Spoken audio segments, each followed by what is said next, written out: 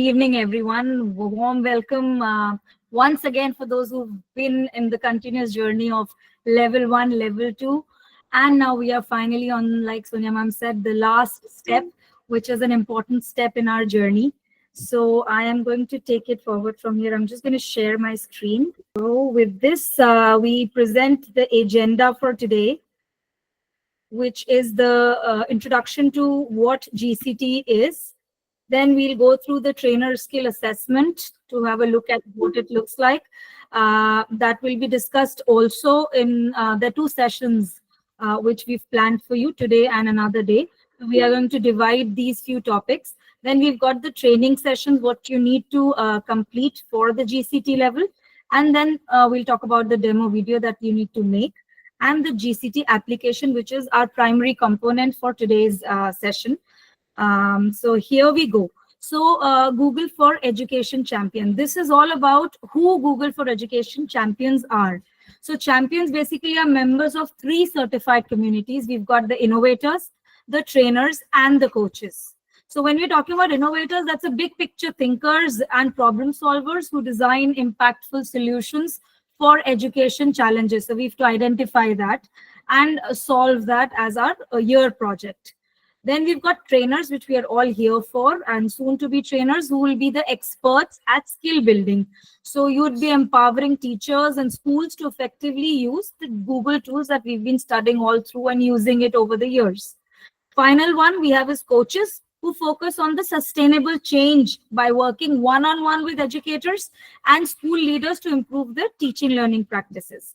Each certification here recognizes educators not just for knowing the tools, but for using them with expertise, with passion, and with the system-wide impact that it gives. So together, these champions don't just represent individual achievements, they stand for a global movement, as we can say, that uplifts every student, every educator, and the future of education. So I'm going to quickly share a link for this, so you can have a look at that once we are done with the session. So here, so this is one important link that you must go through. So here we're talking about helping educators get the most of Google tools as certified trainers. So I've just shared the link with that. Here what we are trying to do is we need to have the certifications to empower our educators. It just gives us a I would say a stamp that, okay, you are ready to go as a trainer to train your counterparts, your education team in your school or outside the community, within the education community. And trust me, being in the system for last so many years, sky is the limit. So I'm sure Sonia ma'am will talk about it in the upcoming session as well. So we are looking at the requirements, what we need before applying for GCT. We need to have a valid GCE level 1 certificate and a level 2 certificate, which you all have right now. You need to make sure before submitting your application, or even the results normally take about 6 to 8 weeks after you submit your application. In that meanwhile, make sure to check on credible.net to check your certification listing there, to make sure it is there. So that will be your verification tool from the Google counterparts who will be assessing your applications. So again, that's another link I'm sharing with you. Although these links will be coming to you post-session, in the post-session email and the links that you will be getting. However, these are just for your reference. So when looking at the GCT application, there are 4 phases in these applications. The first one is the trainer skill assessment. Second one, we are looking at Google specific trainings. Then the third one, the training, which will be,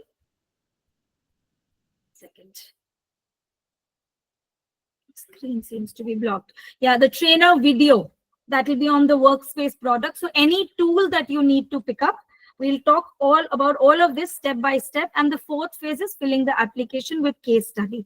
Now we are doing a reverse this time, wherein you will be post this session until the next session. So you will have that time period wherein you will be filling up a Google Doc, which is a replica of the application. That application once filled in, it's exactly what there is in your actual application. So once that is being sent to Team Google here with Sonia ma'am and Hema ma'am, you would be, they'll be validating your application. And as soon as that is validated, you will be asked to fill it up in the actual one. So copy pasting. This is what we also did when we did our application, because then you can, sometimes you have ideas. How we did it, I checked yesterday, in fact, way back when I did it 5-6 years back, I took about good 15 to 20 days to fill up my application. Oh, I think now with technology, it's much faster. But the key is you fill up whatever is in your mind. Maybe tomorrow you'll have a better idea, want to erase that, add things to it. So that's only possible with the Google Doc that you will be creating. And then it's just a 5-minute task to copy paste. So, and again, you have a support from Sonia ma'am, from Hema ma'am, wherein you would be filling up that application, and there's a validation that will happen here. And if there's any update, anything that needs to be edited or modified, you will be guided on that. Then you've got the GCT checklist. This is what you need to have for a GCT application to be complete, to proceed. So first one, you need to have a valid level 1 certificate, a valid level 2 certificate. There's a mistake, there's a level 2, it's an L2 certificate. Then there'll be a trainer skill assessment. Again, trainer skill assessment is not about tools that you've covered in L1, L2, but actually how will you conduct yourself in a training session? How will you be able to plan out your training modules? How would you be helping answer the queries of different educators? So those kind of things, what kind of presentation would you be creating? Those kind of generic real life problems and real life questions, situations will be given to you as questions. We'll have a look at it just in a moment. So that will be the ones that you need to work on. Again, Google specific trainings and its resources. So the training, when we are talking about any trainings that are valid for 1 year, within a period of 1 year, we are going to talk in detail about that also. The feedbacks from the training, very important. So make sure whatever training you're taking and the feedback that you create on Google Form must be linked to your Google Sheets. So everything needs a proof. Then you need 3 to 5 specific Google specific training sessions. Here they are not asking you to have screenshots of trainings in a presentation, but they want a working solution or usage of a tool. When we are talking of a trainer level, they don't expect you to know how to create a document, but something more detailed that would be created by you, maybe an advanced tool that you want to use or a feature of a tool that you would want to showcase.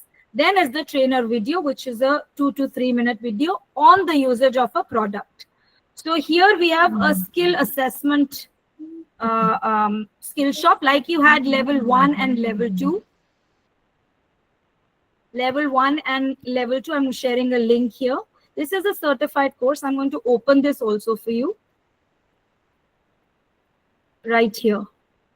So this is a certified trainer course. If you look at it, it says when I passed this, I can again retake it. The only thing you need to remember here is whichever login ID, the Gmail ID used for level 1 and level 2, kindly use that. That is highly recommended by Google at all times. It just eases up the process of validation, and you also know everything is in one place.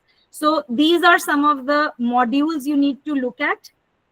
So there's unit 1, which is the influencing organizational change. Make sure from today onwards, you start going through these. Supporting a shared vision within a school, aligning effective PD session to shared vision. Then you develop a training plan. Then there is unit 3 with implementing best coaching practices, building a rapport and trust with your team, how to provide effective feedback. So not the tools, but basically how you would conduct a session in a whole package. Then we have planning and engaging training sessions. We've got facilitating with professionalism, integrating Google tools into the classroom. And then we've got deepen your knowledge for Google for education. So you talk about the privacy, the trust, the common questions educators would ask you in general, where to refer to, how to seek help if you get stuck. So all of that is here. So this is very crucial to go through. Again, like I'm sure you were told in level 1 and level 2, digital footprints do matter. So make sure you go through them through the same email ID, so Google can track it, and it just enhances your scores on getting your applications accepted. So we come back to our slide deck.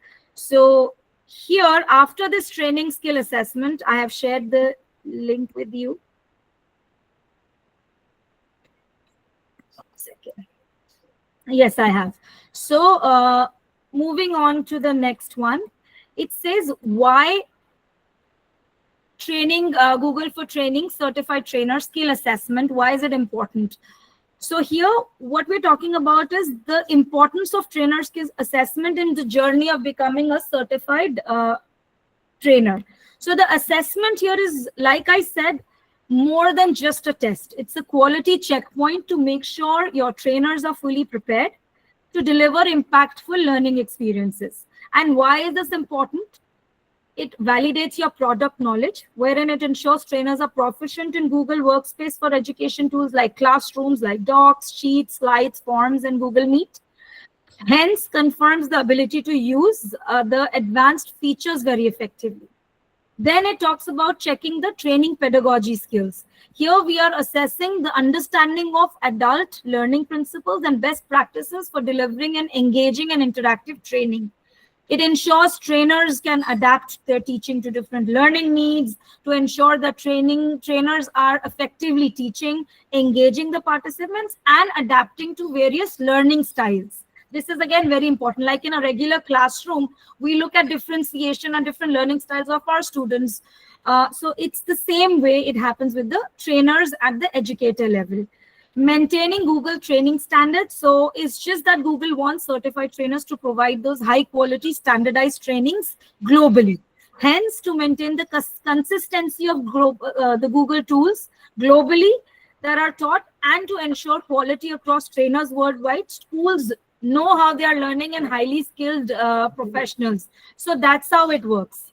Finally, we've got preparing the trainers for real world scenarios, wherein it includes questions on troubleshooting, facilitating hands-on training, and guiding educators on integrating technology into classroom. So by testing practical application, it just stimulates what your trainers actually will face when conducting the training. And lastly, it just acts as a certification gateway, wherein it is a required step before submitting the trainer application. Passing the assessment is the official step that opens the door for you becoming a Google certified trainer. So essentially, I would say this assessment ensures that trainers are not just tool experts, but also effective educators who can drive real impact in classroom and in the institution. We've got now a quick check onto a sample questionnaire and MCQ. I've got two there. So the first one, some teachers are reluctant to attend training sessions because they may possess the following traits.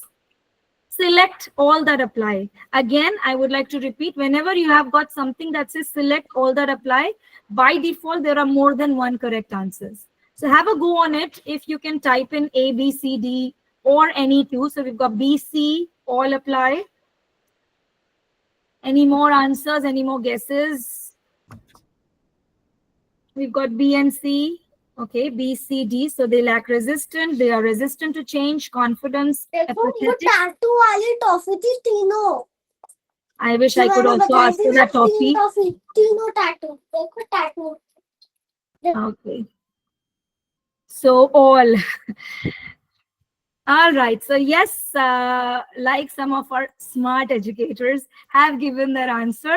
So yes, all of them. They may be resistant to school or organizational leaders, resistant to change. They don't want technology at this point. They lack confidence. They're not sure how to go about it, or they're apathetic. So here we have all correct. Question 2. After a training session, many teachers want to continue the conversation away from school. Which of the following might best enable your teachers to continue to work together as a group? Select all that apply. Again, that gives you a clue. Please go through the options and let's see what do we get this time. We've got sending each teacher a list of email addresses for all the teachers in school. creating a web forum in Google Groups, if you've done Google Groups in one of the trainings. Okay, we've got all apply, Premvadaji says. Configure permissions to use Google Groups interface to allow only owners to group post, or create a Google Classroom. We've got A, B, all correct, all B, D. Okay, let's give in for the answers. Here we've got B, D. So thank you, Preeti ji, Shweta ji. We've got that for you. Creating a web forum in Google Groups. So it's an open forum where you can post your questions and queries. And then creating a Google Classroom, of course, where you can use the stream to share your ideas. You can upload things if that's the option given to all the members. And the links and the resources can be shared. So here, this is your interface for the exam. So here, when you look at it, we've got that criterion portal wherein you've already logged into your level 1 and level 2. It's the same portal, just to highlight on the fact that it's a $15 exam. So if you are going through the regular procedure and in the flow, you will very easily, I'm sure, get to the application form within the next couple of days, get it to the right sources. Once it's validated, you are there to attend the mock test, and hence you get the $15 waived off with a voucher that Sonia ma'am would be sending out to all of you. So I think that's very important for us to save that $15 with a little effort that we can do. And believe you me, once you look at the application, it's very easy, very practical. And you just have to collate whatever has been done in last 2-3 months that you've put in the effort. This is just the last stretch that you have to cover. So to synchronize your training and material, you need to showcase the trainings that are conducted. So there, we'll just look at that. Showcasing the upcoming trainings, if you have any, all the resources at one place. Again, this, in the next section, you will be taken through the kind of portal that you will be creating, or a document or a site, which I'm sure Hema ma'am or Sonia ma'am will be talking in the next session, how you can share the resources during that application. So you don't have to share different links. Through one link, all the sources are listed. When I remember, I made my GCT, I created a doc, and in that doc, I had listed all my training links. I made sure I had created my solutions, my problems, my video link, all of that, but it has to be open to view all. So we'll look at that, all of that. So they should be easy to share is what they're talking about. It should be presentable and it should be techno-driven. So that's their criteria. Now, coming to this, why this slide specifically, your applications are evaluated not by Googlers. They are evaluated by trainers like me or someone else across the world. So we don't know where the application goes. Anybody who speaks English will be reading your application. So do not keep the language very tricky, very difficult. They will not be impressed. Rather, they might feel that they don't understand if they don't get across the point. So again, we come back to the skill shop, the link that I shared with you. During your modules, there are a lot of language. For example, when you're talking about digital citizenship, use in your application with different questions, use words like creativity, collaboration, communication, team building, all of that. If I come back to this trainer course and let me open any one of them, let's say providing effective feedback, pick up words from there. So when you're using these modules, pick up some words, some verbs from here, and then based on them, you frame your answers. Take some phrases from here, and you then frame your answers. So you're using some easy language which is available on their portal as well. And again, like for example, it says a challenge for trainers is quick and effectively providing a feedback. So when you're talking about feedback, you're talking about target successes, some growth points for your teachers. Use words like this. I am a professional and a lifelong learner. When you're introducing yourself, because there's a component, a question that says talk about yourself in that application. So use words like these, which are easy and it's very comprehensible. So that's one. So make it very easy and simple. Second, looking at your Google specific trainings. Now, this is where we're coming to the details. So if you've got a pen, paper, if you want to take screenshots, please feel free to do that. So here we're talking about Google specific trainings. Minimum of 3 trainings on Google tools are required. Validity of these trainings should be 1 year. So anything older than 1 year may not be considered. So try something that's as recent as possible. When we did it, we used a lot of other GEG channels. We approached them to have trainings on their portals. So on their YouTube channels or on their meet sessions. So to get the community. Some of you may not have that much community. If you want to do it an offline session within your school or your institution, you can always take that, but we need proofs. So make sure you have your pictures clicked that can be uploaded in that link that you would be sharing with them to show you did this training, along with clear picture of the board, the tools that you're using that time, and the kind of people that they're there, the participants. There should be supporting material for each of these trainings. If you're using Google Forms, if you're using forms for feedback, if you're using forms for pre-session intake, you should have that linked up with your Google Sheets so they can validate that. If you're making any PowerPoint presentations, Google Slides, that also can be considered as a supporting material. If you're making hyperdocs and linking them to different third-party sources, that also should be there, so you know where it has been pulled out. Citation should be there. Feedback, minimum 5 feedbacks for 5 trainings. In fact, feedback for each training, there should be minimum 5 participants in that feedback. A good number what Google considers for participants in the training is about 15 to 20. So if you've got that number of participants in your training, that's a good number to bring them. If there are more, nothing like it. I'm sure many of you have already been taking trainings in your institutions, so you can use them as long as you have your related supporting documents. Then one detailed training out of these 3 trainings that you will be using, that is your case study that you will be doing with all the supporting material. You should have your docs, sheets, slides, forms, anything that you're using for that particular training. Out of the 3 trainings you submit, one will be pulled out that you will be writing your case study on. So we'll look at that as well. Now, looking at the video, our third step that we talked about, trainer video on Google Workspace product. Now here, if you're looking at a lot of YouTube channels with GCT videos, if they're older videos, you will get wrong information. During my time, just to give you an example, there was 1 minute of self-introduction, myself, and then 2 minutes of showcasing the tool usage. Like I said before, it does not need to be, or rather it cannot be a presentation slide where you have got screenshots and you're just taking them through and talking about it. No, you have to actually run through that particular tool usage. For example, very simple example, I have Google Slides I'm working on, I'm showcasing that. And then on top of it, I'm doing it like cropping, how to crop an image, or how to add a video to my presentation, my slide deck. So those are the steps I would guide them. I'll be talking. Use a third-party tool like Screencastify or Loom, which has a free version of up to 5 minutes that you can record your video. Multiple times you can do it. I did it in the middle of the night around 3 or 4 o'clock in the morning when it was all peace. So I think that's your call when you want to create that video.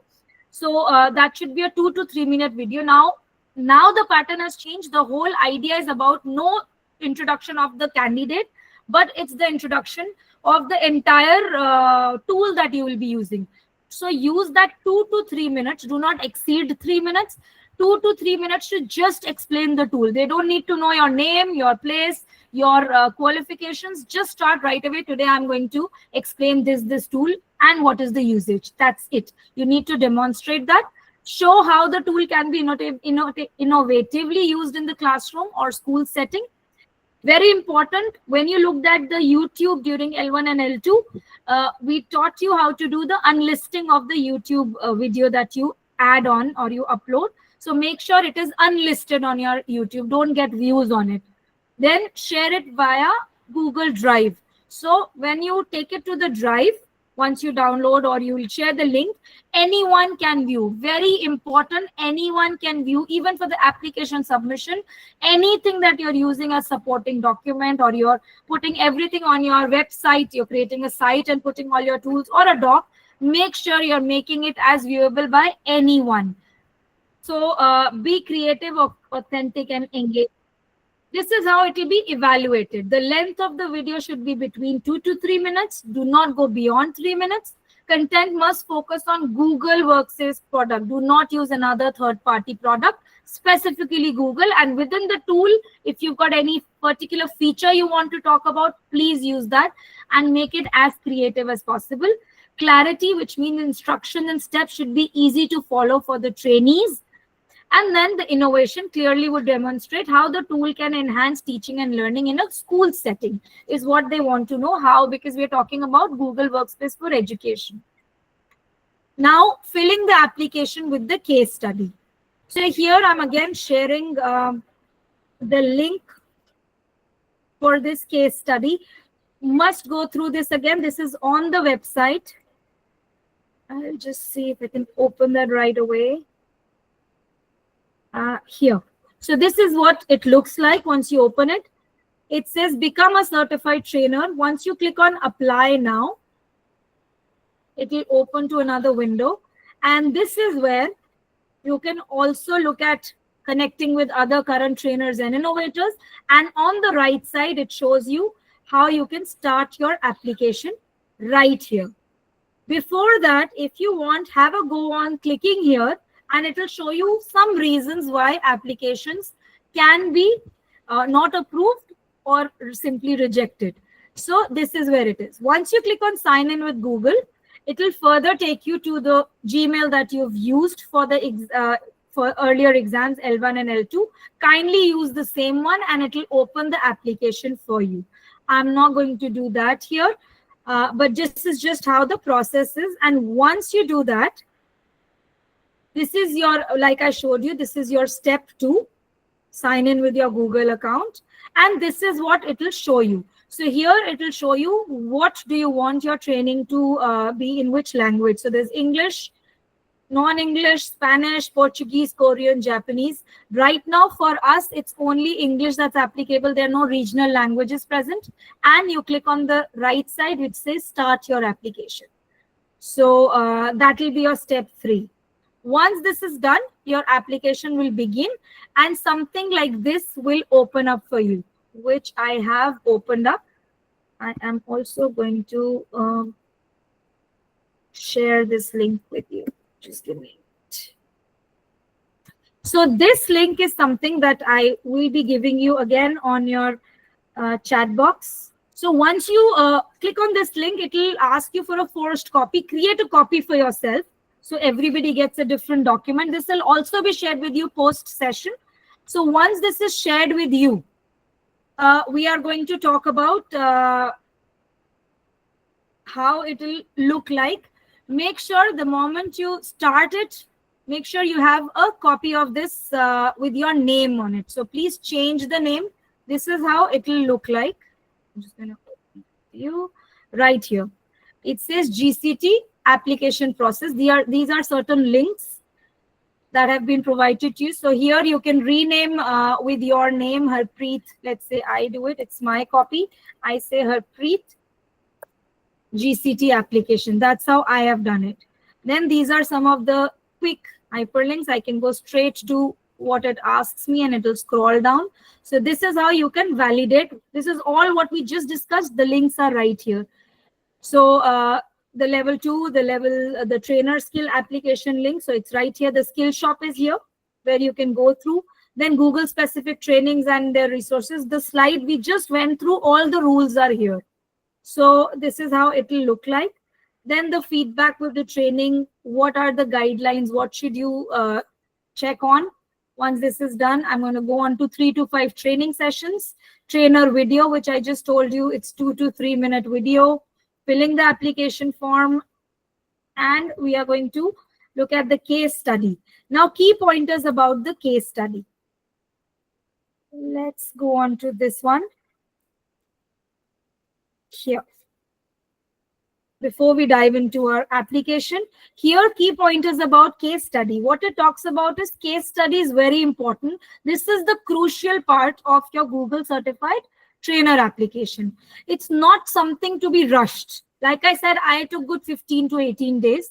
It's a substantial piece of application and can take time to prepare properly.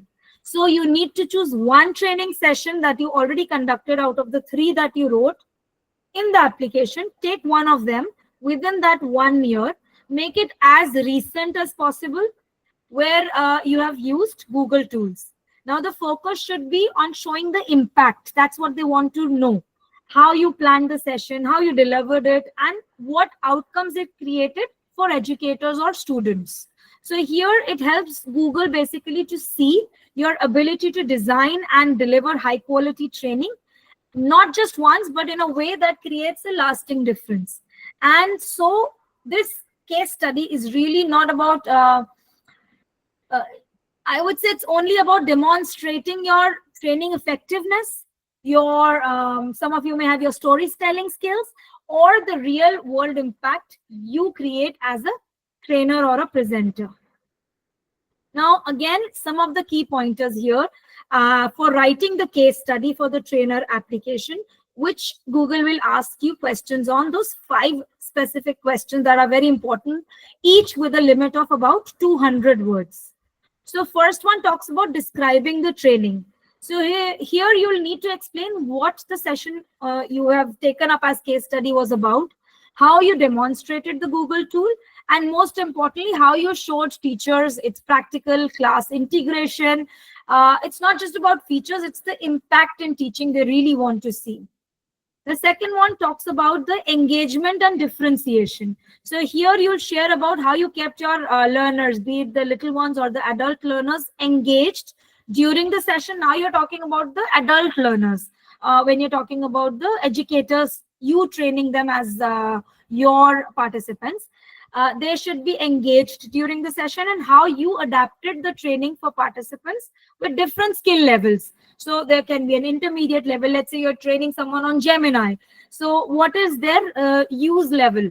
So those will highlight your flexibility as a trainer. Third, they're talking about the training material, where you'll be asked to provide at least one resource. That could be a slide deck, doc, or any other material with open access. So this will demonstrate the quality and clarity of materials that you're presenting to your audience. Fourth, we talk about the feedback, where you need to share a link to your feedback you collected, like a survey response, in a sheet. So I repeatedly am saying it should be linked to a sheet.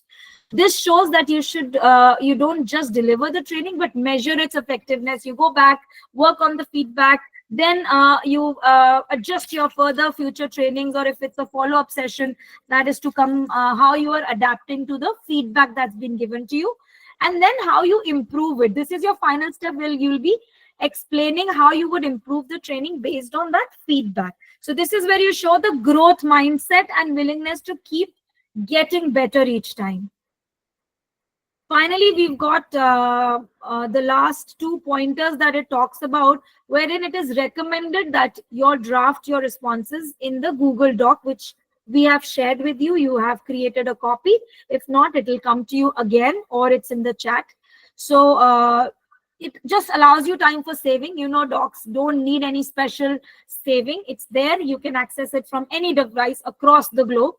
And then you can always come back, revisit it, change it, revise it, get better ideas. All together, sometimes after 5 days, you'll say, "Acha, ye wala work nahi kara, so I'm just going to have another one, another idea, and I'll work on that."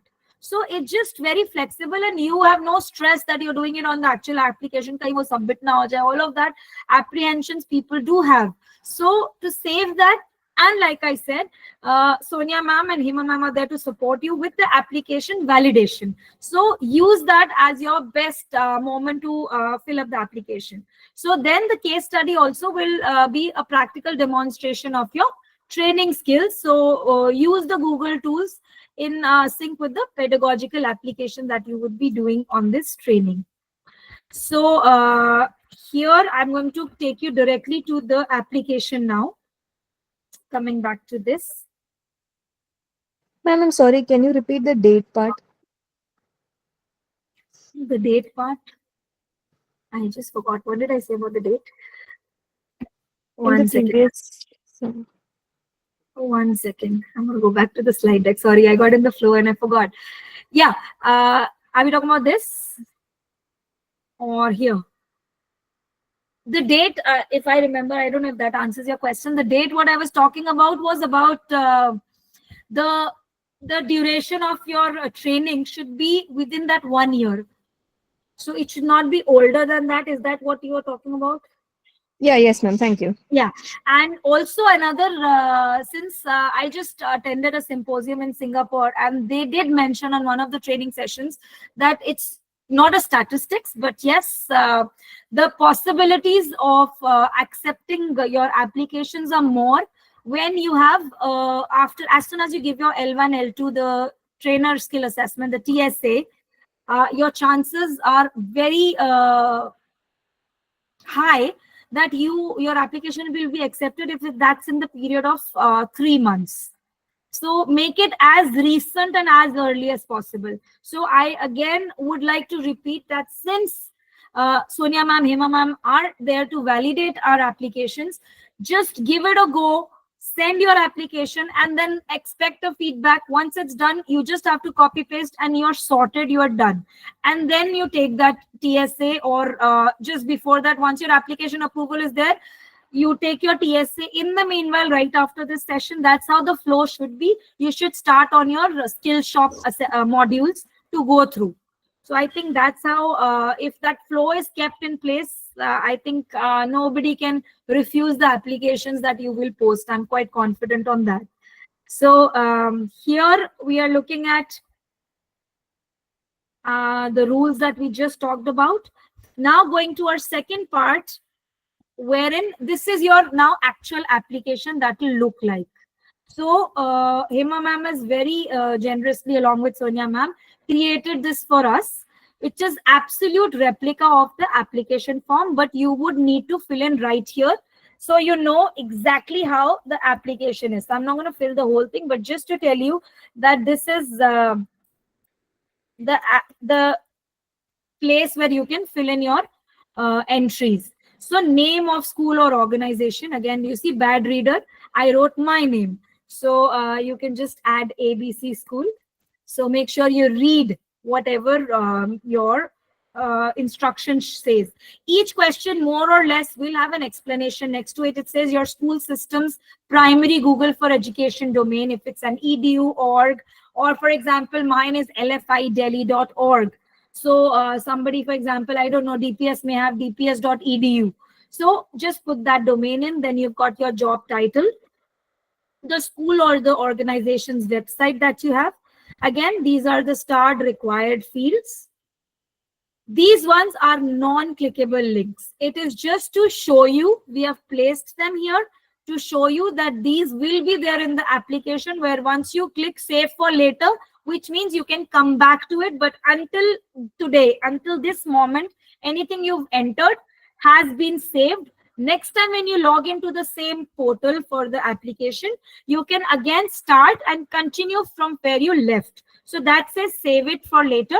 I kept on doing that at every stage. After every few minutes, once I did one question, I kept on saving it, and then I would continue. So I knew that I am doing it double check. It was my first time, so I wanted to make sure. So if you get that in your Google Doc, which you will get, do not get troubled with this. They are not clickable. They are just to show you how your application would appear in real.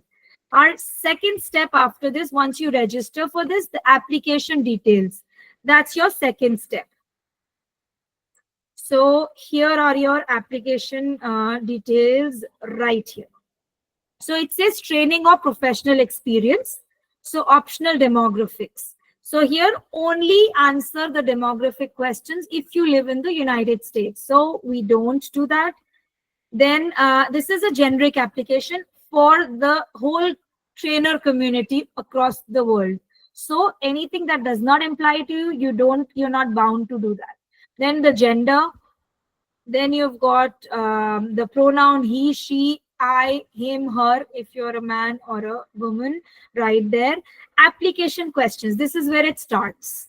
Why do you want to be a Google certified trainer?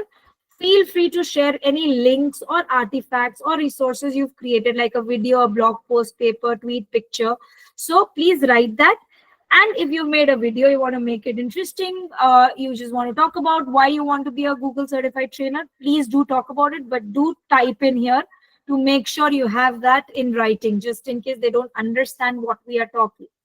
How many years have you served your education in classroom, volunteer, non-profit, anything? So if it is voluntary, if it is tutoring that you're doing, if you're in a management side, if you're in the teaching, the adult education, all of that needs to be very clearly put.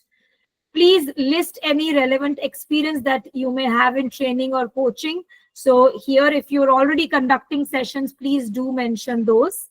Then you've got the certifications. Again, very crucial part of our training. This is where you would need to have your training certificates ready. So again, create a folder either in your drive or on your device itself. One folder where you've got all these resources in one place.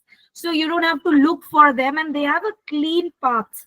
So that is also visible. So those will be, again, these are unclickable. So in your actual application, you just have to choose the file by clicking them, and it will take you to the regular path like you upload anything. So this is your level 1 certificate, the level 2 certificate, and then you've got the trainer skill assessment. So that's how it is right here. Then it comes to your next option wherein it says any Google specific trainings. This is where you have to list, it says in the last year, please list 3 to 5 of your favorite Google specific professional learning opportunities you've led. That could include the podcast, the blogs, the training materials, the online courses that you've conducted, or any off-course training sessions. It can be personal, in person, or it can be online. But like I said, anything that you're putting it, make sure you have the documents supporting them. Please list the dates, the topic, and other supporting materials. So here you would need to have those links, which would again be used as viewable by any. So that should be always there. If you're giving a Google Drive link here with 5 of your trainings, make sure very clearly they are listed and the dates are listed, because they are writing here, please list the date, the topic. So everything needs to be there in this space. It will keep elaborating and going, increasing in size as you fill in your detail. So trainings which we have taken, right? Trainings, Google trainings which we have taken. Yes, the 3 trainings that they're talking about. So they're giving you options of 3 to 5. This is where those need to be listed. So this L1, L2 will come inside the training itself? No, the ones that you have conducted, sir. We have conducted. Okay. Yes, you need to conduct those trainings to be able to give those evidences here. Got it. Offline also it's okay, no? Offline also we can give photographs. Yes, but yes, with the photographs, and if you've got feedback forms, that are important, because out of these trainings, you will be choosing one for your case study. Got it. So they need to have that proof. Next, it says recertification as a Google certified trainer, which is your next step after you certify as a trainer, will require you to have 10 trainings each year. As a trainer for last so many years, every year we need to have those minimum 10 trainings each year. And then they also give us these checks on training updates that we need to go through. So that is a compulsion, that it says, please state your training and coaching goals to meet or exceed this expectation within 100 words. So it says recertification as Google certified trainer requires 10 trainings. Are you able to lead 10 or more trainings? If so, how do you plan to meet or exceed? This is your actual question. So how would you want to do that? What do you think you will be doing that for those 10 trainings in general, in not more than 100 words? So that is where the expectation comes in. Now, out of this... Excuse me, ma'am. Yes, ma'am. Sorry, ma'am. Sorry to interrupt you. Ma'am, when you... thank you. Ma'am, when you say 10 trainings each year, can you give us a duration, approximate duration, please, for every training? Ma'am, it will be from January to December is what they look at. But if, for example, you're becoming a trainer today, you've got only 4 months left to complete the year, so it will be pro rata. That's how they will look at it. So in a quarter, you should have about 3 to 4 trainings. Sometimes our educators, when they have the summer holidays is when they do a lot of trainings. and the other days they're kind of slowed down during exam period. In all, there are 10 trainings. But believe you me, once you're a trainer, you by default get into so many trainings which are much beyond those 10 trainings. And they've given you the options of those trainings at podcasts, as in-person training if you're giving it at school. And if you just keep collecting your evidences, even if it's at school with 5-10 participants, your teachers are there and you're giving it on these tools. Podcast also considered as training, ma'am? Podcast? Yes, that's what they say. Present at conferences, podcasts, YouTube trainings, one-to-one if it's a coaching, but everything has to be documented and evidence should be there. So a training can be minimum, let's say 20 minutes or minimum 30 minutes. What do you say? Ma'am, ideally it should be an hour training to justify those hours. 10 hours a year is not too much that Google asks for to get that status valid. Last part of the application, which is our case study. Now here it says, please choose a single training. So you've chosen 3 trainings. Joe, you have Upar mein, you've listed those 3 trainings which you have taken. Now you need to choose out of these 3 trainings or the 5 trainings, 1 training. And now we have to answer all the questions based on that specific training. So it says, please choose a single training that you've conducted on Google Tools within the past year, where you sent an evaluation and received at least 5 responses from attendees. So here we are talking about Google Sheet, which will have 5 answers. Because it will have a timestamp, we always recommend do not manipulate with that sheet. Let it be an original sheet, and have your participants, a good number that they consider is between 15 to 20, but minimum of 5 participants should be there who've responded to your feedback for the training. Answer the following questions about that training now. 200 words per question. So first question, it talks about what was the main Google Workspace tool you taught. So in 200 words, you have to list out, first of all, you say what tool, and then it says, please describe the training word by word. So for example, what was the purpose of the training? How did you demonstrate how to use that tool? So Upar mein you've just listed that tool. I've used Google Slides. And if you want to further specify what tool inside Google Slide, if you've used an application or you've used a specific feature, just mention that. Then here is where you need to describe how did you use that, what was the purpose, how did you show the attendees effective and efficient ways of integrating this tool into the classroom. So those could be some of your ideas which needs to be in 200 words. Then it talks about what actions did you take to engage the adult learners in the training. How did you differentiate, how did you differentiate your training for the different ability levels in the session? So here you have to explain your different ability groups that you've taken. If you divided your groups into different chat rooms in Google, or if it was an in-person training, did you put them on different tables? Or if you passed on in the chat box during that training, you gave them different documents. Or if you're talking about a Google Classroom and you created groups in Google Classroom, and in those groups, you further gave 4 different tasks to 20 students, which means about 5 students in a group. And what was so that was basically their ability differentiation that you created for those learners. So again, it is focusing on adult learning in the training. So that's what you should know. Let's talk about the effective usage of a tool.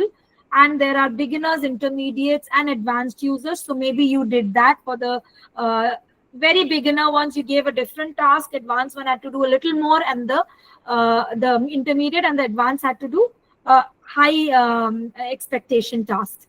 As you write in your actual application, it will automatically give you a word count.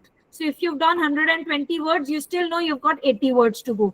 The moment it crosses 200, that's where it will stop. It will not type for you. Or when you finally give your application, it will give you an error in red here.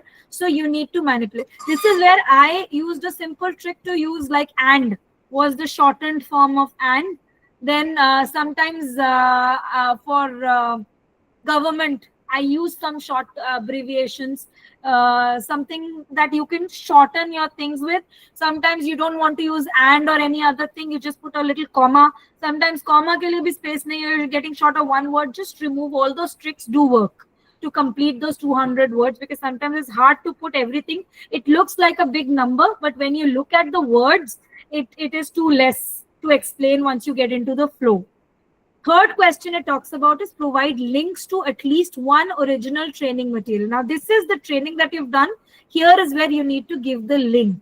And please check if that is accessible to our reviewers by sharing it correctly. Now, what I did was I gave this link out to all my family members and asked them to share, open it with different email IDs, just to make sure they can view the link. So that's again your call. Who do you want to share with, or you want to share it on your other email ID, to just make sure before you add that link, it is viewable by anyone, because they will be across. Nobody will come back to you to ask, can you reopen the link, or can you check the link, or reshare the link. It will automatically be rejected. So this is one common error where the link is not accessible by them and it's automatically off tracked. The next question, it says link to the feedback that you've received with at least 5 responses. Sorry, I go way too fast. And then again, please check that this is accessible. So here you're talking about the feedback. So you'll share the feedback form, and along with that, the sheet that the feedback is linked to, so they can see the responses and what kind of questions did you put. So for all these sessions or the other trainings that you attend online, you have been receiving a lot of feedbacks from different educators that you have to fill in ki training kaisi thi. So use that to create your feedback form. You get ideas. Do you want to put in scales? When you were doing Google form session, you were taught all those, you were shown all those options that you can use to create your feedback form. Whether you want to do the rating by adding 0 to 1 ka scale, 1 to 5 scale, or from very good to average to excellent, however you want, try to make it very interesting and interactive feedback form. Ask questions, not just yes and no, not just appreciative. Always ask for feedback. What do you think would be a follow-up question next, in the next session? What would you like? Or give them options. Would you like us to improve on something like that, which just keeps the conversation going on, so they would like to see that. After reviewing the feedback from the attendees of this training, how would you improve the training? So let's say you've not got all the 5s, or some people have given you 3 on certain things and 5 on certain things. They want to know after looking at that. So you can review it by saying that this is how I got low scores on this, and I felt reading my feedback that this was something wherein I could have improved it, or I could have done more examples on it, or some more case studies or use cases should have been given. So I am working on that. Something of that sort, where you're showing that you're open to feedback and you're open to better delivery of your sessions. What would you have done differently? Sometimes in classroom setups also in our institutes, we do know one session we are doing a lesson and it doesn't happen well. And if you're lucky and you've got different grades, you have an opportunity to redo that with another group of students. That's where it really works. And you have that opportunity. So you say, ye wala idhar theek nahi hota, I can do it this way with this group. So think of it as a participant yourself. Agar main hounga to mujhe kya chahiye and what different can I add to it. So I think if that is there, your again 200 word count will be done. So these are some of the questions. They'll be asked very easy. वो बस एक डर है that it's a case study, but it's actually just discussing what your video is about. What training did you do? I remember I did during that time, I did for a school in Jammu. I did those level 1 certification trainings and then follow-up training sessions. That's what I took as the case study. And I said they wanted to use, because that was probably the post-COVID period. Teachers were very apprehensive. I took that to my benefit and I used that as my case study to just give you a simple example. So you could just look at your own institute, your own educational setup. What is the requirement, and take it from there. If you just probably need to have a website and you're doing a session on creating a website and you're putting all the resources there, it's just a normal repository of your resources. That could be one simple example. So that's how it would be. Then you've got the last part, which is the trainer video. So in this trainer video, okay, like we said, your trainer video needs to be a 2 to 3 minute video demonstrating the Google Workspace education tool in the classroom or school setting in an innovative way. Again, important 2 to 3 minute video about the tool usage. Use Screencastify or Loom or if any other video app that you know of, and you can easily download those and then upload into your drive.